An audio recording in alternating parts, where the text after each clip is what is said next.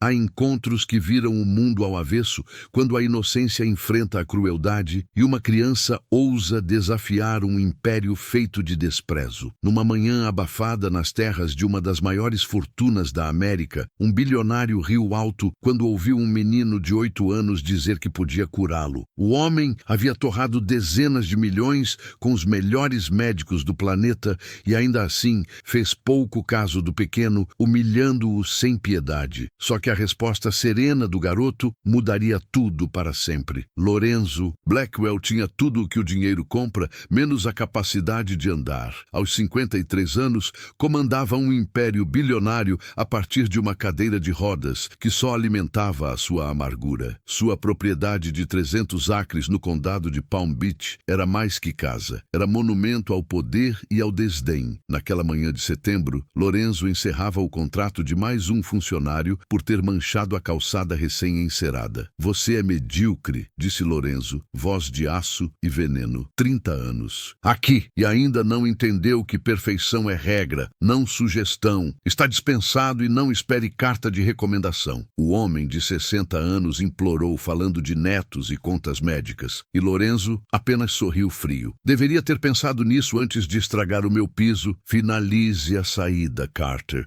Era assim que ele vivia, puxando cordas de vidas alheias e se alimentando do medo que inspirava. Depois da porta bater, Lorenzo mirou a pilha de laudos sobre a mesa. 6 anos desde o acidente que o deixou, paralisado da cintura para baixo. 6 anos queimando fortunas em promessas sofisticadas que acabavam em nada. O doutor Halford ligou de Boston, anunciou Miriam, secretária havia 15 anos. Os resultados da terapia experimental chegaram. Lorenzo atendeu com expectativa e desligou com frustração. Mais uma tentativa sem resposta, mais milhões no ralo, mais diplomas que não serviam para nada. Incompetentes, rosnou batendo o fone no gancho. Foi quando Carter, o chefe de segurança, entrou com o senho franzido. Senhor Blackwell, há uma criança no portão principal. Um menino negro, algo como 8 anos, insiste em falar com... O senhor Lorenzo riu com desprezo. Uma criança pedinte. Mande embora. Já tentei, senhor, mas ele insiste e disse algo estranho. Disse que pode curá-lo. O silêncio pesou. O que ele disse? Repita, perguntou Lorenzo devagar. Disse que pode curar suas pernas, senhor, e está há 2 horas sob o sol sem arredar o pé. Lorenzo sentiu raiva e curiosidade brigarem no peito. Como um garoto ousava entrar em sua órbita com um absurdo desses. Talvez fosse diversão para uma tarde entediante. Traga o pequeno, ordenou, com um sorriso cruel. Quero ver qual espetáculo ele acha que pode me dar. 15 minutos depois, Carter voltou com o menino mais determinado que Lorenzo lembrava ter visto. Eli tinha porte miúdo para seus 8 anos, roupa simples, porém limpa, e um olhar que brilhava com uma certeza desconcertante. Não piscou diante da grandiosidade da mansão,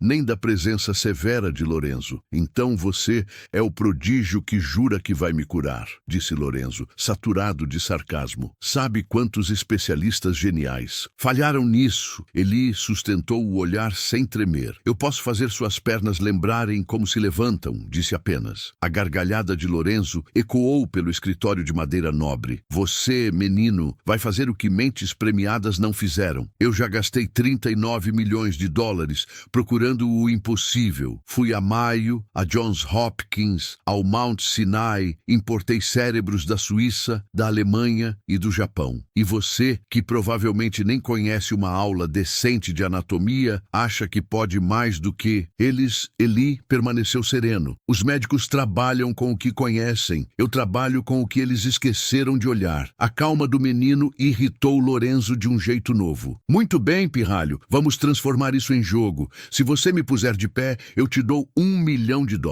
Mas quando falhar, vai sair daqui sabendo que perdeu o meu tempo e aprendeu a diferença entre sonho e realidade. Prepare o cheque, respondeu Eli com uma convicção que arrepiou Lorenzo por um segundo. Ele engoliu a sensação e chutou para longe. Impossível, repetiu mentalmente, puro delírio infantil. Cancele minha agenda da tarde, Miriam, disse sem tirar os olhos do menino. Quero tempo para esvaziar essa fantasia. Lorenzo aproximou a cadeira motorizada e apontou para a parede. Antes da sua mágica, deixe eu te apresentar a realidade. Um toque no controle e uma tela desceu, mostrando ressonâncias, raios, X e gráficos saturados de números. Este é o trabalho dos maiores nomes vivos, comentou Lorenzo triunfante. Dr. Michael Halford, Londres, referência em medula. Doutora Sarah Chen, Singapura, pioneira em regeneração. Dr. Klaus Weber, Munique, reconstrução neural avançada. Todos me examinaram por meses, todos chegaram à mesma conclusão. Não há retorno para o meu caso. Eli ouviu em silêncio, como quem escuta chuva. E o senhor concluiu o quê? Perguntou por fim. Que o impossível venceu, respondeu Lorenzo seco. Que ciência tem limite e meu corpo cruzou esse limite. Eli caminhou até a janela e olhou os jardins perfeitos. Há quanto tempo o senhor não tenta se erguer? Perguntou sem pressa. Isso é tolice, disse Lorenzo. Minha lesão é completa, tentar seria como tentar voar. Então o senhor aceitou morrer em pé e viver sentado, afirmou Eli. A explosão veio instantânea. Eu desisti. Eu gastei 39 milhões. Fiz 17 intervenções. Testei drogas em fase inicial. Encarei dor e risco real. E você chama isso de desistir. Miriam apareceu à porta assustada e Lorenzo a dispensou com um gesto ríspido. A diferença entre mim e você é simples. Eu tenho poder, acesso, tecnologia. Você não tem nada. Eli não recuou. O senhor tem tudo, menos o essencial. E o essencial não se compra. Lorenzo acionou novas imagens. Hospitais reluzentes, laboratórios futuristas,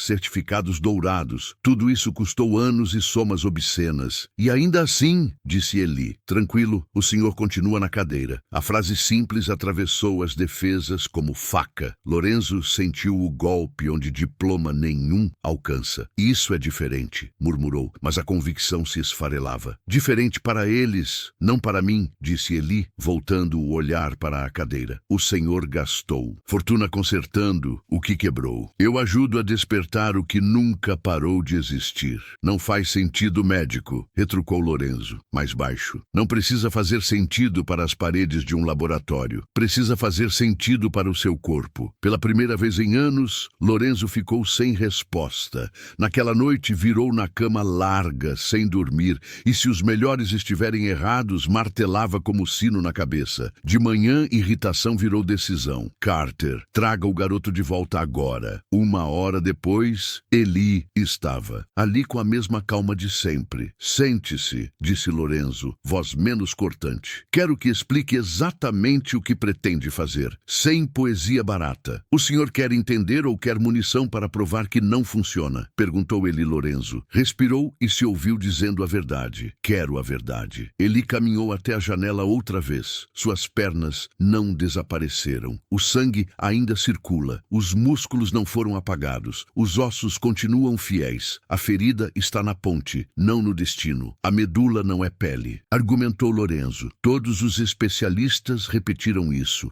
O senhor já experimentou falar com as pernas? Perguntou Eli Lorenzo, quase riu. Falar com pernas. Fale com o coração quando acelera, com a cabeça quando dói. Por que não com as pernas quando precisa que obedeçam? Isso não é científico, protestou Lorenzo, mas sem ânimo. E daí? Devolveu Eli. O silêncio se alongou até ficar incômodo. Lorenzo olhou para as próprias pernas como se as visse pela primeira vez em anos. Tem medo, disse Eli suave. Medo de tentar e sentir alguma coisa. Porque se sentir, terá de admitir que perdeu 6 anos, acreditando que estava quebrado para sempre. A frase acertou o alvo que Lorenzo escondia até de si. Os laudos dizem lesão completa, insistiu numa última trincheira. E você não sente nada abaixo da cintura, correto? Correto, disse Lorenzo e parou no meio da palavra. Eli se aproximou e pousou a mão no joelho do bilionário. Sente isso? Não, respondeu de reflexo e engoliu seco. Talvez não sensação, mas uma consciência. Mínima, um sussurro antigo. Impossível, murmurou Lorenzo mais para si do que para o menino. Impossível. Para quem? Para você ou para os papéis? Perguntou Eli. 1 semana depois, Lorenzo ainda não dormia direito. A lembrança daquela consciência teimava em voltar. Na manhã seguinte, mandou todos irem embora. Queria ficar a sós com Eli e com o que quer que fosse aquilo. Quando o menino chegou ao meio-dia, encontrou Lorenzo no centro do escritório, longe dos troféus e telas. Eu pensei na sua pergunta, disse. Lorenzo sem armadura. E se os melhores estiverem errados? Eu vivi pendurado na ciência e esqueci de viver no corpo. Eli assentiu com respeito. O que eu faço? Perguntou Lorenzo. Primeiro, pare de pensar como paciente Paciente, respondeu Eli. Paciente. Espera. Você não espera. Você ensina o corpo a lembrar. Feche os olhos e volte antes do acidente. Não há dor. A memória de ficar em pé, de sentir o chão, de dar um passo. Lorenzo obedeceu e buscou um jardim de tempos melhores. Consegue sentir? Perguntou Eli. Consigo. Lembrar, não lembrar, sentir agora, disse o menino firme. Lorenzo franziu a testa e a lembrança virou presença por um segundo. Os pés tocaram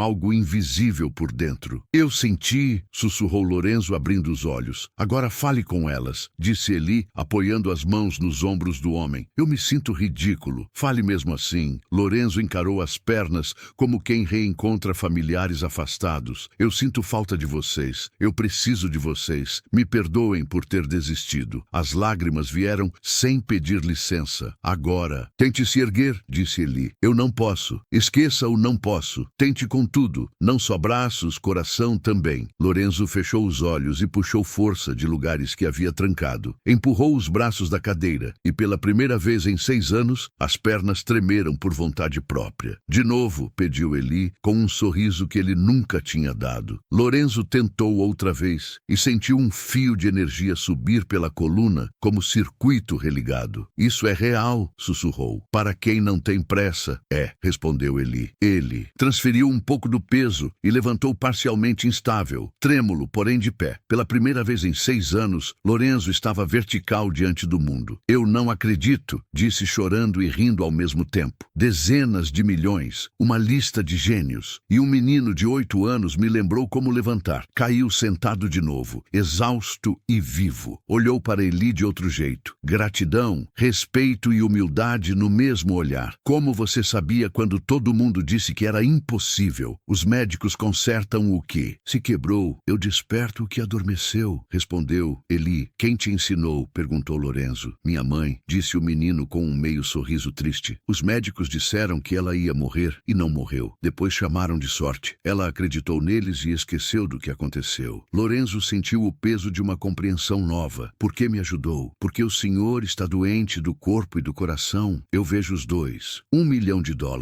Lembrou Lorenzo de súbito. Você merece. Eu não quero seu dinheiro, disse Eli, levantando-se. A cura maior aconteceu em outro lugar. Guarde o que aprendeu. Onde posso te encontrar? Como agradeço. Não precisa me encontrar, disse o menino na porta. Só não desista de quem o mundo desiste. Lembre que todo mundo merece segunda chance. Até você. 3 meses se passaram e o velho Lorenzo teria sido irreconhecível. Primeiro vieram os pedidos de desculpa. Chamou de volta quem havia demitido por capricho, começando pelo jardineiro de 60 anos. Recontratou, aumentou salários, criou plano de saúde para todos e suas famílias. Senhor Peterson, eu fui cruel com o senhor, quero reparar. O jardineiro aceitou desconfiado e viu, com o tempo, que a mudança era real. Depois vieram os negócios. Lorenzo trocou destruição por parceria, buscou ex-funcionários injustiçados, criou bolsas para filhos de empregados e um programa de clínica comunitária. O escritório mudou de cara. Sumiram diplomas pendurados como espadas. Entraram fotos de gente, projetos, nomes e histórias. A cadeira de rodas ficou num canto como lembrete de humildade e não de derrota. Às vezes, ele se sentava ali antes de decisões grandes para lembrar do que importa. 6 meses após conhecer Eli, uma ligação do Hospital Infantil de Manhattan abriu nova frente. Temos um garoto com condição neurológica rara, disseram. Os pais ouviram que o senhor viveu algo incomum. Lorenzo foi sem prometer milagres. Prometeu não desistir. Nas semanas seguintes, trabalhou com a família de Pedro, trocando frieza por presença, desespero por margem de esperança. O menino voltou a emitir sons, depois palavras, depois frases. Os médicos escreveram recuperação espontânea. Lorenzo sabia o nome daquilo. Um ano depois, Lorenzo era outro homem. Criou uma fundação para famílias com diagnósticos considerados impossíveis. Reatou laços que o antigo orgulho havia rompido. Aprendeu a gostar do simples. Um obrigado sincero, uma caminhada breve no jardim, um pôr-do-sol sem pressa. E quando o vento batia diferente entre as palmeiras, ele lembrava do garoto de 8 anos e da pergunta que abriu a porta. E se os melhores estiverem errados?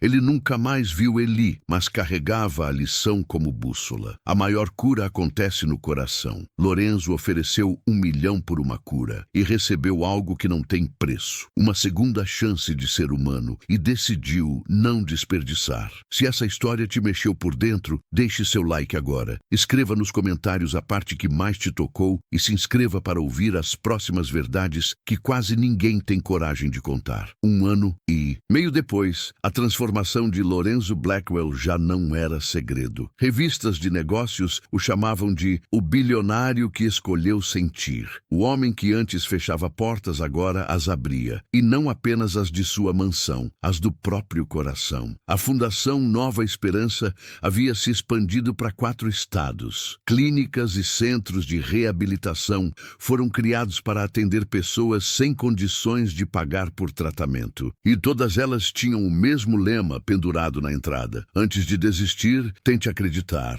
Funcionários que um dia trabalharam com medo, agora o cumprimentavam com respeito genuíno. Miriam, a secretária que o acompanhava havia mais de 15 anos, era quem mais notava. Sr. Blackwell, o senhor parece outro homem. Não, Miriam, respondeu ele sorrindo. Eu finalmente me tornei quem devia ter sido desde o começo. Mesmo com a nova rotina, Lorenzo nunca deixava de caminhar pelos jardins ao fim da tarde. Aquelas árvores haviam testemunhado sua arrogância, sua queda e agora sua redenção. Muitas vezes, ele parava diante do lago artificial e olhava o próprio reflexo. Ali não via mais o bilionário intocável, mas o homem que aprendeu a levantar depois de cair. Numa dessas tardes, Carter se aproximou. Senhor, há uma criança esperando no portão. Lorenzo virou devagar, o coração acelerando por 1 segundo. Um garoto? Como ele é? Cerca de 8 anos, senhor. Disse que queria ver o lugar onde os milagres acontecem. Lorenzo sorriu, emocionado, e mandou deixá-lo entrar. Era outro menino, não Eli, mas a lembrança era inevitável. O garoto entrou tímido, com os olhos brilhando de curiosidade. Isso tudo é seu? Perguntou ele. É nosso, respondeu Lorenzo, ajoelhando-se. Tudo isso existe porque alguém acreditou em mim quando ninguém mais acreditava. Naquela noite, Lorenzo abriu o cofre antigo do escritório. Dentro havia um envelope guardado desde o primeiro encontro com Eli, um cheque de $1 milhão.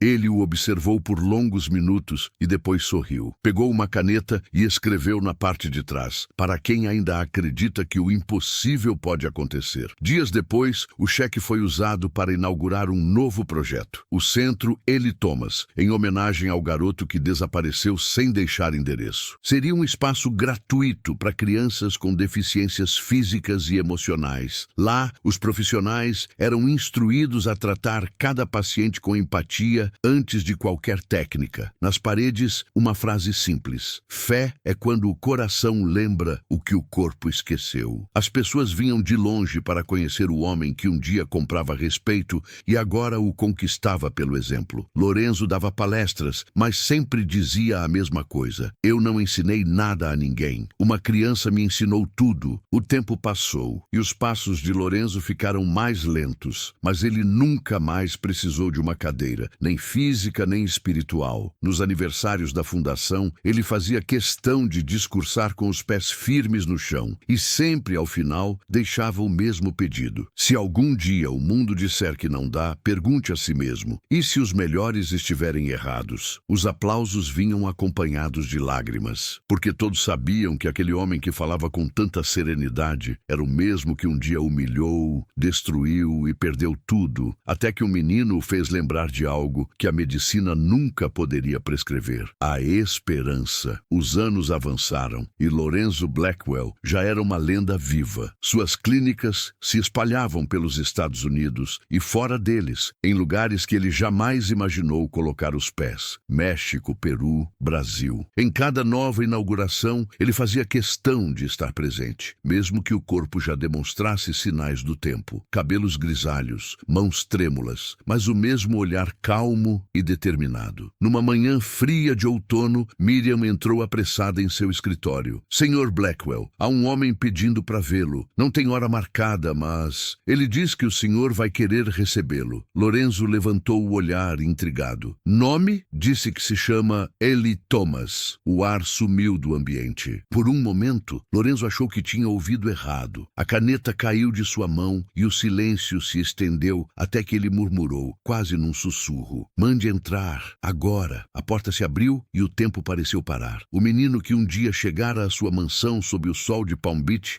agora era um homem feito, mais alto, com traços maduros e a mesma serenidade no olhar. O sorriso, porém, era idêntico, calmo, firme, quase sagrado. Lorenzo levantou-se devagar, sem bengalas, sem ajuda, com os olhos marejados. Eu achei que nunca mais ia te ver. Eli caminhou até ele e o abraçou. Um abraço que carregava anos de silêncio, de aprendizado e gratidão. Eu sabia que o senhor lembraria do caminho, respondeu o jovem sorrindo. Os dois sentaram-se lado a lado, como pai e filho. Lorenzo observava cada detalhe, o jeito simples, a calma, a voz suave. Onde você esteve todo esse tempo? Perguntou. Ajudando outras pessoas, respondeu Eli. Assim como ajudei o senhor. Eu nunca precisei ficar. Só precisava que o senhor aprendesse a andar sozinho. Lorenzo sorriu, mas os olhos se encheram de lágrimas. Você mudou minha vida. Eu não mudei nada, senhor. Apenas mostrei o que já estava dentro. Não me chame mais de senhor, Eli. Já faz tempo que somos iguais. Os dois riram. O som do riso ecoou pelo escritório. O mesmo lugar onde um dia a arrogância e a dor reinavam, agora tomado por paz. Eli então se levantou e olhou pela janela. Lá fora, crianças corriam pelos jardins do instituto. Está vendo, Lorenzo? Isso tudo não é meu, é seu, respondeu ele. Não. Eli balançou a cabeça. É de todos os que ainda acreditam. O silêncio que seguiu não era vazio, era cheio de sentido. Era o tipo de silêncio que só existe